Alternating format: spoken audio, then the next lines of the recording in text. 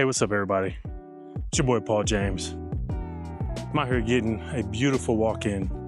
For you that don't know, I was just recently approved for the Destination Travel Visa, the DTV. This is a Thailand visa that just came out July 15th. A lot of people had questions based off my last video of how I navigated the whole website, what documents were needed to get approved for the DTV. So I just wanted to address a few of the comments and just give some clarity around those few subjects. So hopefully this right here will provide some level of clarity to most of you guys. Again, if you have any other questions, definitely comment below. I love to answer these questions. You guys give me more topics to actually speak on. But my goal is to help as many people as I can. I absolutely think that the Thai Destination Travel Visa is probably one of the best visas I've ever heard of. And I think it's much awaited from anybody that wanted to travel to Thailand and live abroad for a little while. So they definitely answered the call with this one. And here's a few cheat codes on how to actually apply and get approved. My first question was, he said, congratulations, how long is the time given before you have to use the visa to enter Thailand? So what it says on the website, I did mine through eVisa, I didn't go to the embassy. I don't know if it's different in the embassy or not, but through the eVisa website, it won't allow you to apply if you apply anytime longer than 3 months out from your trip. So you have to provide, it makes you provide flight itinerary, the place that you're gonna be staying, and you have to give an address within the next 3 months. So I would say 3 months is the timeline. 3 months out is the earliest you can apply for the Destination Travel Visa through eVisa, simply because of that. Now, one situation that I came up with in my mind that I had questions about was, if you apply, you get approved, and then your trip gets canceled for some reason, and you have to delay it, maybe five or 6 months. Is your DTV visa still valid? The answer is yes. Once you get approved, your visa is good for a total of 5 years. So you can exit, enter as you please, so forth. They just wanted to know that you had intent to travel there and that you were actually gonna be there within that 3 months, just for the application process. But it's not like you lose your visa if they say something happens and you get canceled. You still have your Destination Travel Visa. Another really good question that I got was, did they allow you to bring your spouse and kids on the same visa? Or did each person have to apply for an individual visa? So this is a little tricky, and I didn't understand this either. I had to do a little digging. Sorry, I'm sweating because I'm in Las Vegas and it is freaking hot. So I was extremely confused on how to actually add my dependents to the DTV. And I'm sure a lot of people are, because the instructions were very, very vague and just open to interpretation. So I did a little deep diving and I found a few different ways that you can add. Good news is, if you got approved for the DTV ahead of time, and you didn't know that you had to add your dependents to the DTV, good news, you can add them afterwards. So there's a few different ways to actually add them. So one way is you can go to the local embassy or Thai consulate, and you can actually apply there. They're gonna ask you a series of questions. You're gonna have to fill out the application for each individual dependent. And each individual dependent, there is a fee for each application. So I think it's around $200, don't quote me, but it's around that range per applicant. Now, you can add as many dependents as you need, as long as they're under 20 years of age or they're your spouse. And you must provide all supporting documents with that. So you can go to the embassy, your local embassy. Number two, I didn't see anything on the eVisa site on how to add to your DTV.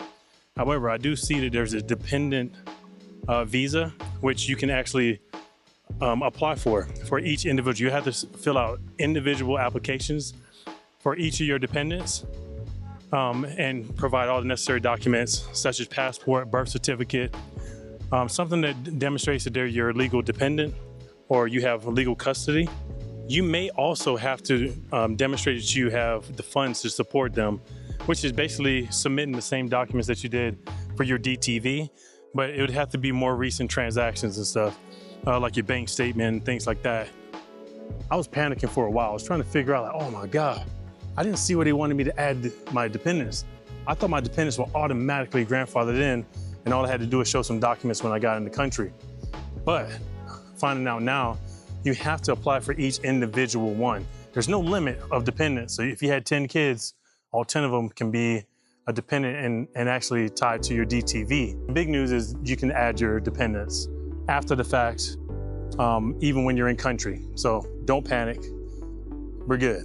I think the most difficult question to answer out of the comments in the last video about the destination travel visa is for business owners, small business owners that can work remote, digital nomads, freelancers, so forth, right?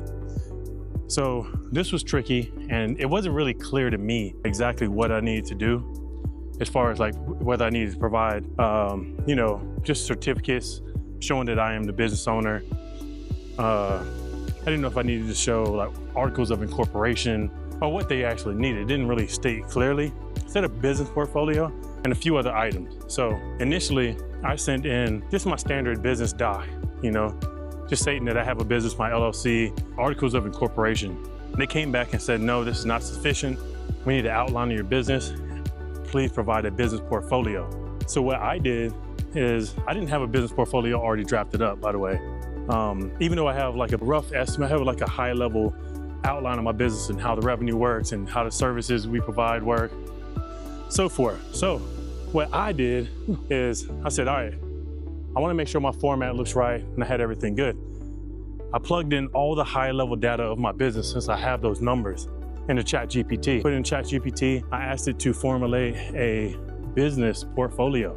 First, I spit out this really, really long business portfolio. Then I asked it to, can you make it short and concise? Just hitting key bullet points, and it redid it. So not only did it put it in format, but it put it in a very simplistic way to get the message across. And then I copied and pasted it once it looked good into a doc, like a template of a business portfolio in Word. And then I tweaked it, I added my picture, I changed the information to make sure it matched my actual business model. And then I added a website. So if you have a website or you have any social media links, sorry, I gotta change my arm, it's getting tired. You have to post something like that, because what that does is validate your business and that it's more than just this document that you wrote. They can actually do a little deep dive at a high level and see, okay, this guy's serious, this woman's serious. I actually have a business, here it is, you can see it. So I added my website at the very last page. This is only a 3-page document, and each one of the topics, but like double space between them. So it's just a really high level overview of what your business can offer and how you make the revenue and what your projected revenues will be for next year versus like what your revenue was this year. Now, they do not ask for certain proof. They don't ask for some type of financial document from your actual business. Sorry, it's windy out here. From your actual business stating that you made such and such revenue this year. I don't think they care. They just want to make sure that you have some type of business to support you while you're in country. The only financial proof that they really ask for is the 500,000 baht. And that's super important because they want to make sure that you have it in the bank account right now, that you have funds to get you through. So for some reason, my 500,000 baht equaled $17,000. They sent a message back when I gave them exactly 14,000 or exactly 500,000 baht, which was 14,000 at the time. One other reason why I'm looking forward to this trip is because my wife, she's working, you know, I have my own business, and yeah, I used to work for SpaceX, Tesla, some of the big names, started on some big projects, but I broke away, right? I wanted to work for myself even though I was doing well. She wants to do the same thing, but she's making so much in the dental field that she feels tied to that one thing. This is the way to arbitrage your money. You arbitrage your money from the US dollar to the Thai baht. And this should give you space to actually feel comfortable to try a new venture, right? It's kind of hard to break away from the 9-to-5 living in the US, just based off of inflation and how the prices are.